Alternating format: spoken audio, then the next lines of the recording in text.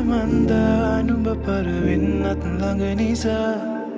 මද සුළඟක් අතින් අල්ලා සමුදෙන්නට කලින් දන්වා මල් බෙත්තක නුඹව හංගා දෙනවද මාරුතේ මතට අරගෙන